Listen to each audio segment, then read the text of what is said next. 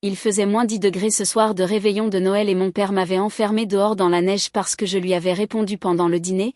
Je les regardais ouvrir les cadeaux à travers la fenêtre quand, 1 heure plus tard, une limousine noire s'est arrêtée devant le portail et ma grand-mère milliardaire en est sortie. Elle m'a vu trembler, a regardé le manoir et a dit un seul mot, démolition. J'ai besoin de savoir que je ne suis pas seule dans cette épreuve, alors laissez un commentaire ci-dessous pour me dire d'où vous regardez et quelle heure il est. Traversons cette histoire ensemble.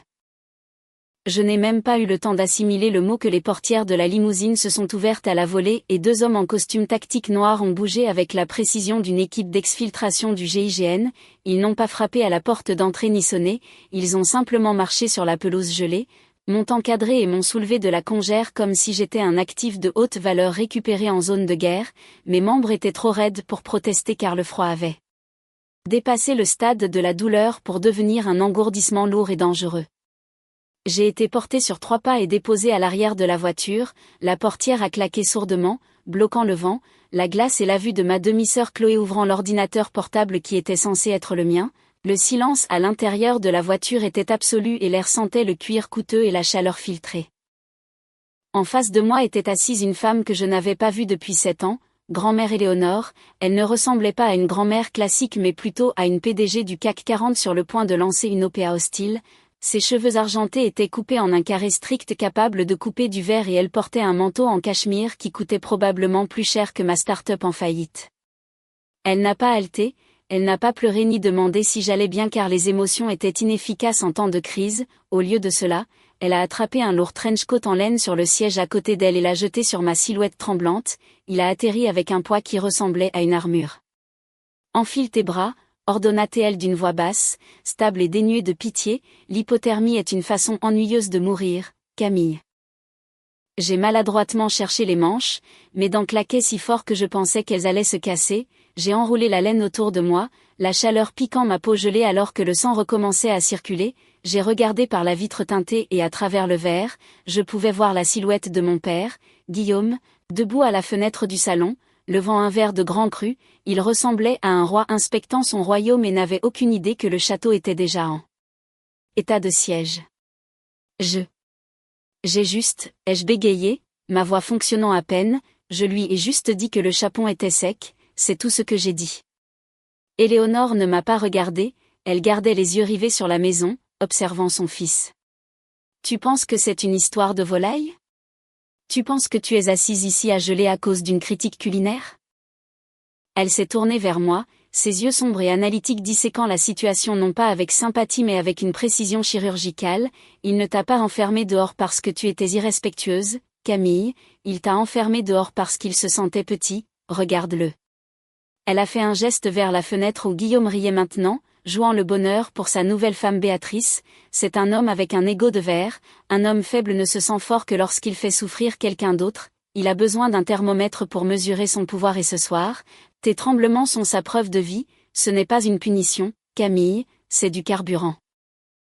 Les mots m'ont frappé plus fort que le froid car j'avais passé des mois à penser que j'étais le problème, que mon échec avec mon entreprise m'avait rendu impossible à aimer, que si je restais assez calme et obéissante, je pourrais regagner ma place à table, mais Éléonore réécrivait l'équation. Je n'étais pas une mauvaise fille, j'étais juste une batterie pour un narcissique.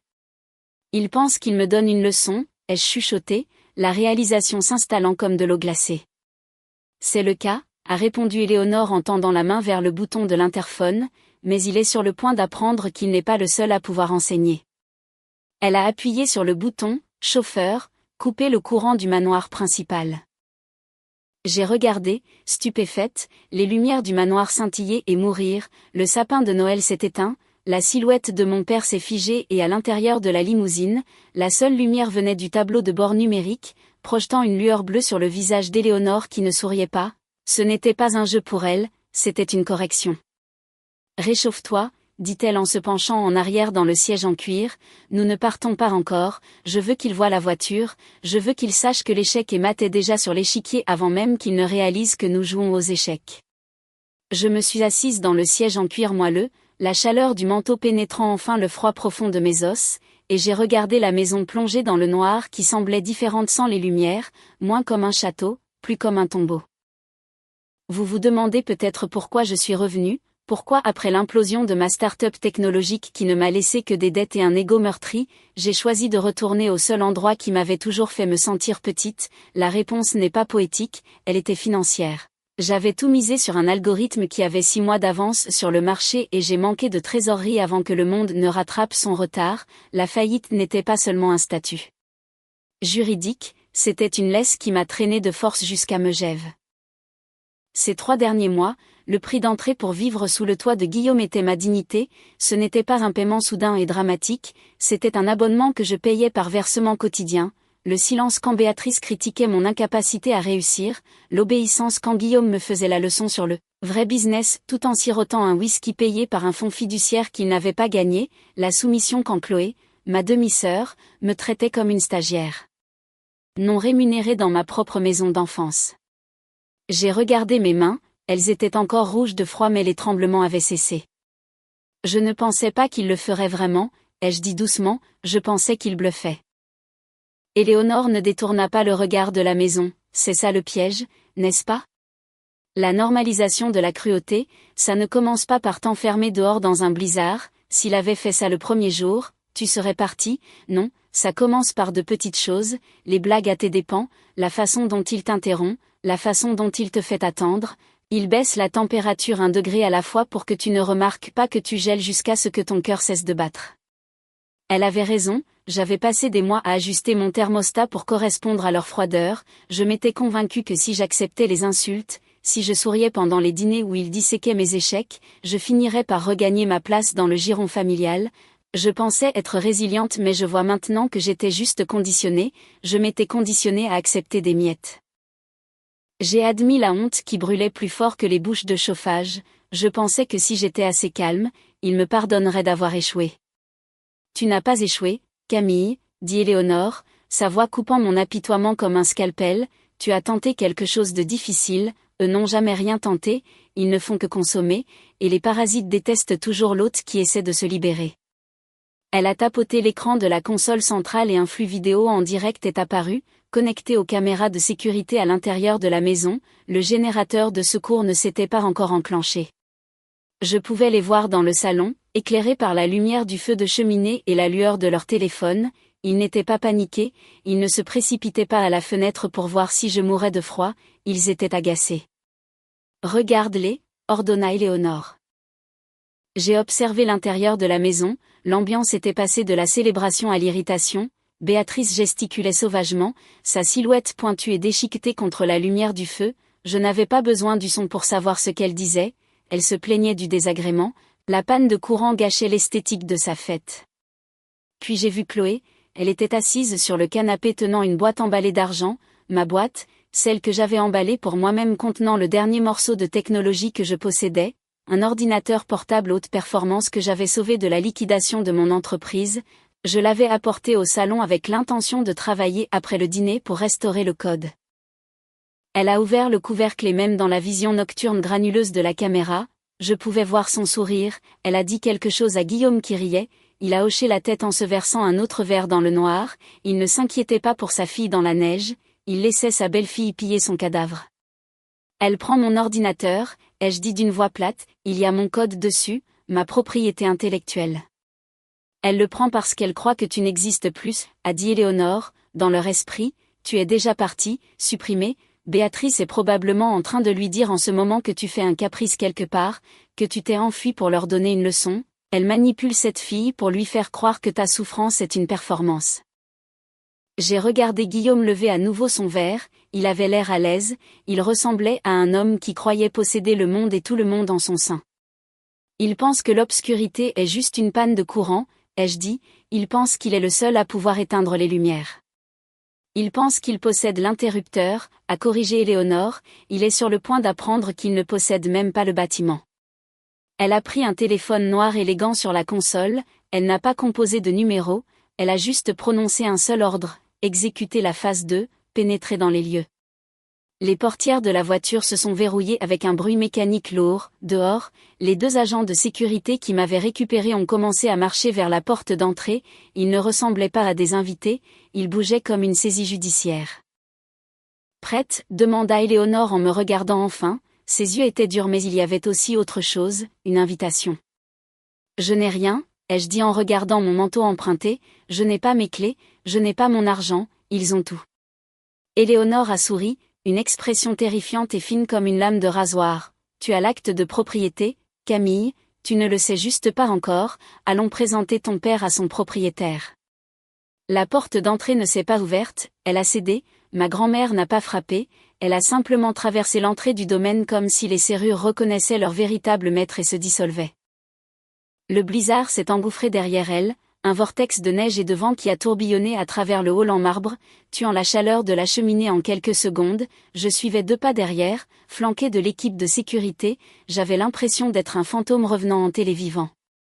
Mon manteau était lourd, mon corps était encore en train de dégeler mais mon esprit était vif comme un rasoir, j'ai regardé la scène se dérouler comme un accident de voiture au ralenti. Le salon était un tableau de cupidité interrompu, le générateur de secours s'était enfin enclenché, baignant la pièce d'une lumière jaune d'urgence agressive. Guillaume était au milieu d'un rire, un verre en cristal de scotch levé pour un toast, Béatrice admirait un bracelet en diamant à son poignet, Chloé tapait sur mon ordinateur portable, ils se sont figés. Le silence n'était pas juste calme, il était lourd, c'était le bruit de l'oxygène aspiré hors d'une pièce avant une explosion. Mère, la voix de Guillaume se brisa, il baissa son verre, le liquide éclaboussant le tapis perçant, il cligna des yeux, essayant de réassembler sa réalité, nous ne t'attendions pas, les routes sont fermées. Éléonore ne le regarda pas, elle marcha jusqu'au centre de la pièce, ses talons claquant contre le parquet comme un marteau de juge frappant un bureau, elle n'a pas enlevé son manteau, elle n'a pas souri, elle a regardé les décorations de Noël, la pile de cadeaux, la nourriture sur la table avec le détachement clinique d'un inspecteur sanitaire fermant un restaurant contaminé. Éteignez la musique, dit-elle, ce n'était pas une demande. Chloé s'est précipitée sur la télécommande, les yeux écarquillés, et le jazz de Noël est mort instantanément. Guillaume s'avança, mettant le masque qu'il portait pour les investisseurs et les créanciers, le patriarche charmant et incompris, Éléonore, vraiment ? Tu nous as fait peur, nous passions juste une soirée tranquille en famille, Béatrice, serre un verre à ma mère, elle doit être gelée. Je ne suis pas gelée, Guillaume, dit Éléonore, sa voix coupant à travers sa performance, mais Camille l'était. Elle s'écarta, me révélant debout dans le couloir, j'ai vu la couleur quitter le visage de Béatrice, Chloé a ramené mon ordinateur portable sur ses genoux essayant de le cacher avec un coussin.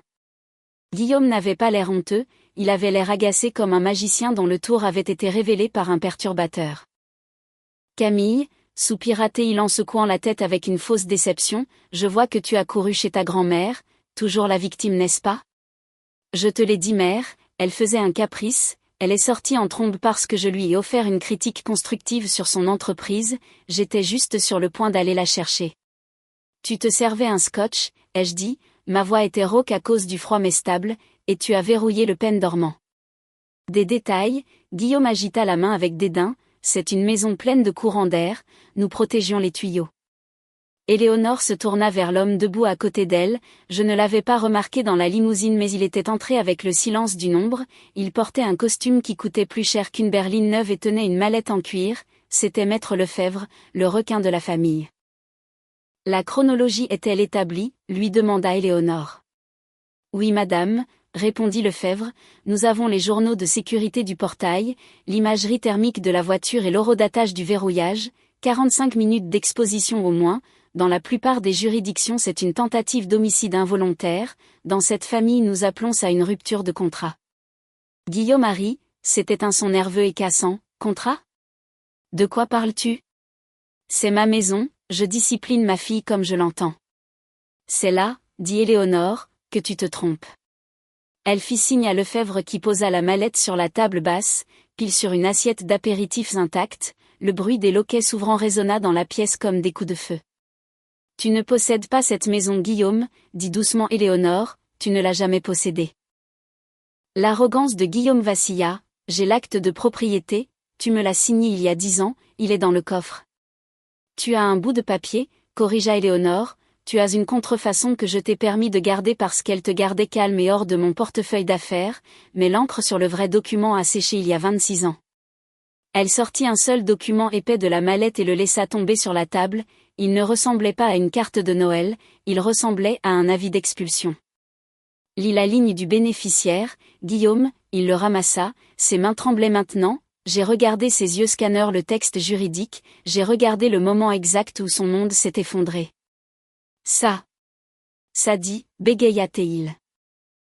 Ça dit que le domaine, les terres et l'intégralité de la holding Garrison ont été placés dans une fiducie sans droit de regard, dit Éléonore, pour être transférés à la première héritière féminine à son 26e anniversaire. Il se tourna vers moi. Joyeux anniversaire, Camille. La pièce a tourné, j'ai regardé mon père, il ne regardait plus le document, il me regardait moi et pour la première fois de ma vie je n'ai pas vu le tyran qui contrôlait mon argent de poche, mes choix de carrière et mon estime de soi, j'ai vu un squatter. Toi, chuchota Guillaume, le venin revenant dans sa voix, tu savais, tu as planifié ça. Je ne savais rien, ai-je dit, la réalisation me submergeant comme une marée chaude, je pensais que j'étais ruinée, je pensais que j'étais sans abri. Tu le es, cracha Béatrice en se levant, c'est ridicule Éléonore, tu ne peux pas juste tout lui donner, c'est une ratée, elle a planté sa propre entreprise, elle ne peut pas gérer un domaine.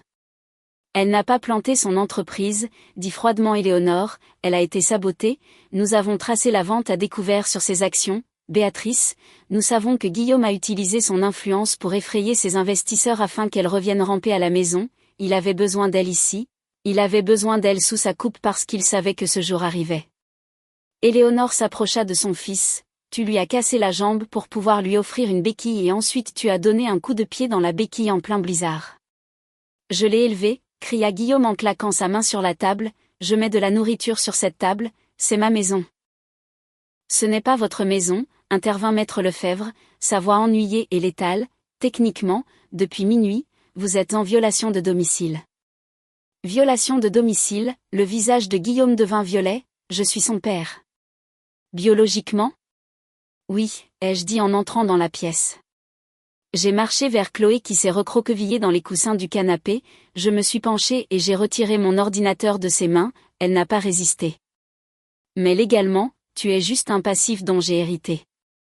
J'ai regardé le document sur la table, mon nom était là, imprimé à l'encre noire, ce n'était pas juste une maison, c'était la liberté, c'était le capital dont j'avais besoin pour redémarrer ma vie, c'était l'arme dont j'avais besoin pour finir la sienne.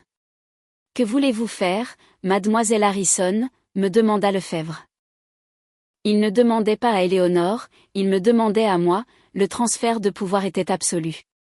J'ai regardé Guillaume, il haletait, transpirait, ses yeux parcourant la pièce à la recherche d'un angle, d'un mensonge, d'une issue, il m'a regardé et je l'ai vu se préparer à mendier, il allait jouer la carte de la famille, il allait parler du sang et de la loyauté et de toutes les choses qu'il avait gelées en moi une heure auparavant. Je veux qu'il sorte, ai-je dit. Maintenant, demanda Lefebvre. Le blizzard empire, pleurnicha Béatrice, vous ne pouvez pas nous jeter dehors là-dedans. J'ai regardé la fenêtre où je m'étais tenue, tremblante, j'ai regardé le lourd manteau qu'Éléonore avait drapé sur mes épaules. Je ne veux pas qu'il sorte demain, ai-je dit, ma voix tombant dans un murmure qui remplit la pièce, je veux qu'il sorte maintenant, et je veux que tout ce qu'il possède reste ici, il parte avec ce qu'il porte sur le dos, rien d'autre. Éléonore sourit, c'était la mine la plus fière que je l'avais jamais vue afficher. Vous avez entendu la propriétaire, dit-elle à l'équipe de sécurité, vider le bâtiment. Attendez. Guillaume s'est jeté vers moi, Camille, écoute, nous sommes une famille, tu ne peux pas faire ça, j'essayais juste de te forger le caractère, j'essayais de te rendre dur. Tu as réussi, ai-je dit. Les gardes de sécurité ont avancé, ce n'était pas une escorte polie, c'était une expulsion, ils ont attrapé Guillaume par sa veste de smoking, il a hurlé, donnant des coups de pied dans les meubles alors qu'il le traînait vers la porte, Béatrice criait en agrippant ses perles, Chloé les suivait en me regardant avec un mélange de terreur et d'admiration. La porte d'entrée s'est ouverte à nouveau, le vent hurlait, affamé et en attente, j'ai regardé mon père se faire jeter dehors dans la neige, il a trébuché, tombant à genoux dans la congère où je m'étais tenue, il a regardé vers la maison, vers la chaleur, vers la lumière. Camille, a-t-il hurlé, ouvre la porte. J'ai marché jusqu'à la fenêtre, j'ai posé ma main contre le verre froid, je l'ai regardé dans les yeux et puis j'ai attrapé le cordon du rideau. Démolition, ai-je chuchoté. J'ai tiré le cordon, Les lourds rideaux de velours se sont fermés, effaçant sa vue, scellant la chaleur à l'intérieur et le laissant dans le froid qu'il avait construit pour moi. La pièce est retombée dans le silence, le seul bruit était le crépitement du feu et le grattement du stylo alors que maître Lefebvre préparait les documents finaux. Eh bien, dit Éléonore en marchant vers le bar et en se versant un verre, voilà comment on gère une OPA hostile. Elle m'a tendu le verre. Bienvenue chez toi, Camille. Si vous avez déjà du gelé pour trouver votre feu intérieur, abonnez-vous, partagez ceci avec quelqu'un qui a besoin de savoir, vous n'êtes pas le mouton noir, vous êtes la survivante qui n'a pas encore été payée.